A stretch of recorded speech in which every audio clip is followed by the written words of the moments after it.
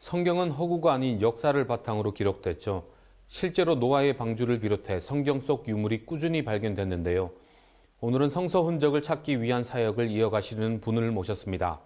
1997년 이스라엘 텔레흐브 탐사를 시작으로 기독교 성지 연구를 이어오시는 포항침례교회 조근식 목사님 모셨습니다.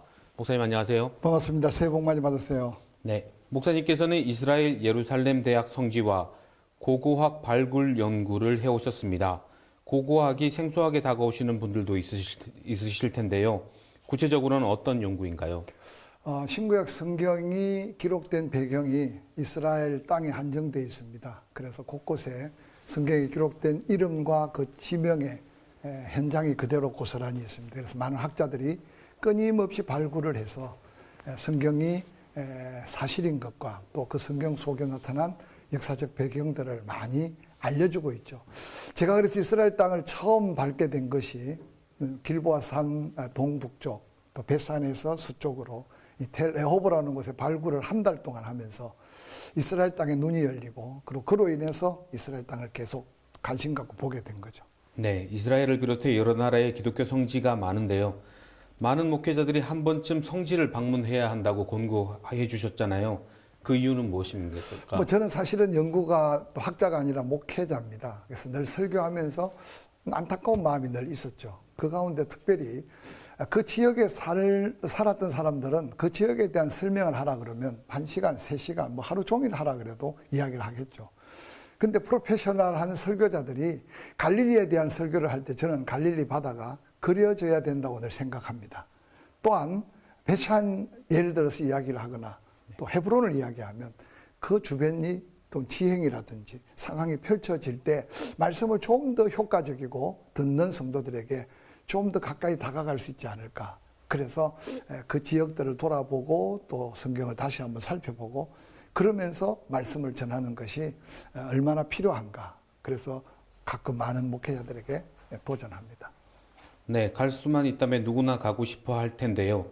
비용도 만만치 않고 시간 제약도 있는 현실입니다. 실제로 이런 어려움 때문에 성지에 가지 못하는 분들도 많이 보시겠어요. 저는 사실 시간이나 어떤 물질적인 부분보다는 어떤 관심에 대한 부분이 먼저라고 생각해요. 지금도 많은 여행사들이나 또 단체나 개인들이 성지, 요르단, 이스라엘, 또 때로는 소아시아 지역. 근데 저는 좀 이 방송을 통해 부탁드리고 싶은 것은 가기 전에 내가 뭘 보고 뭘 관심을 가질 건지 가서 그 현장에서 내가 본 게 과연 신구약 성경의 어떤 부분인지 또 갔다 와서 그걸 실제로 가르치고 써봐야 됩니다.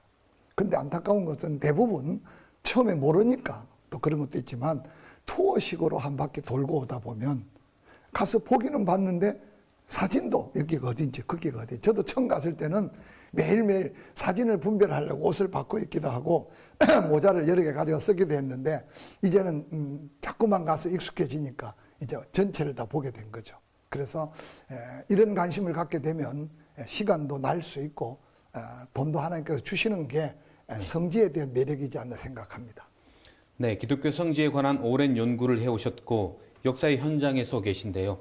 관련 저서 집필이나 자료 수집도 중요해 보이는데요. 앞으로 계획이 있다면 나눠주세요.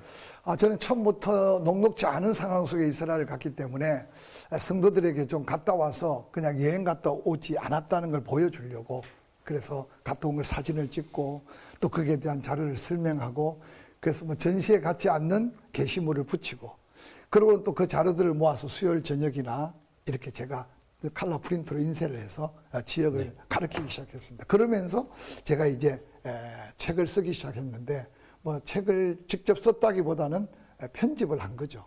사진도 직접 찍고 또 성도들이 함께 볼 수 있도록. 그래서 지금 이것은 고센 땅, 즉 이집트죠. 출애굽 여정.